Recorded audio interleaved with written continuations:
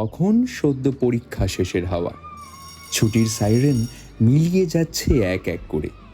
বসন্ত তখন অন্য রূপে। এমনই এক সময়ে একরাশ চেনা অচেনা মুখের ভিড়ে চোখ টেনেছিল হরিণীর মতন দুজোড়া চোখ।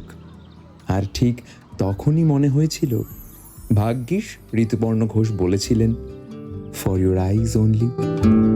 কৃষ্ণকলির চোখ হরিণের মতো, টানা টানা কালো দুটো তারা।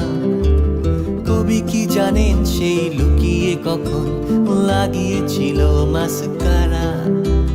জানলেও সে কথা বলেননি কবি, চেপে গিয়েছেন নিশ্চয়।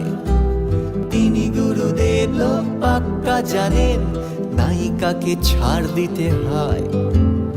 আজ তার নাম জানে বাঙালি সবাই, রবি ঠাকুরের জয় হোক। ময়না পাড়ার মাঠে আজও গিয়ে খোঁজে কালো দুটি হরিণ। ছেলেটা লম্বা সফরে বিশ্বাসী, তা হোক কলেজ স্ট্রিটের বইপাড়া কিংবা মায়াবী পাহাড়ের বাঁক।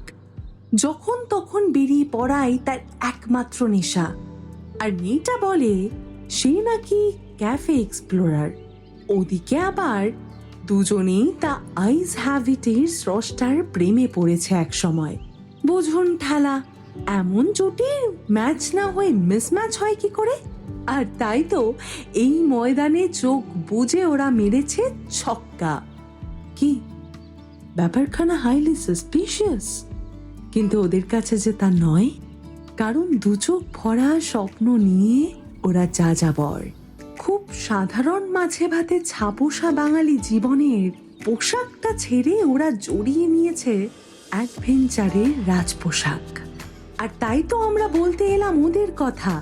সিটি অফ জয়তে থাকা লাইফ উইথ জয় নিয়ে বাঁচা দুটো মানুষ, যারা উড়তে চায়, দৌড়তে চায়, পড়তেও চায়, ব্যাস শুধু থামতে চায় না। আর এই সুযোগে এঁকে ফেলে পৃথিবীর মানচিত্র নিজেদের খেয়ালে। তাই পান সুপুরি সমেত এবার ওরা নেমন্তন্ন পাঠালো পাহাড়কে। কারণ এই বিয়ের সিজনে বারান্দায় রোদ্দুর আসার আগেই গরম ভাঁড়ে 2 কাপ চুমুক মেরে ওরা সেরে ফেলেছে বের একখান টোপর আর মুকুটের অর্ডারটা। তাই ওরা বলছে পাহাড় ডাকছে।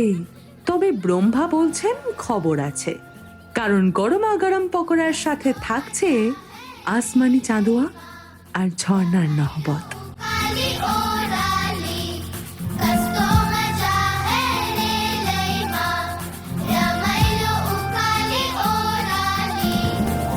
ये हवाएं गुनगुनाए पूछे तू है कहाँ? तू है फूलों में कलियों में या मेरे ख्वाबों की गलियों में? तू है फूलों में कलियों में या मेरे ख्वाबों की गलियों में? ये हवाएं गुनगुनाए पूछे तू है कहाँ? तू है फूलों में कलियों में या मेरे ख्वाबों की गलियों में?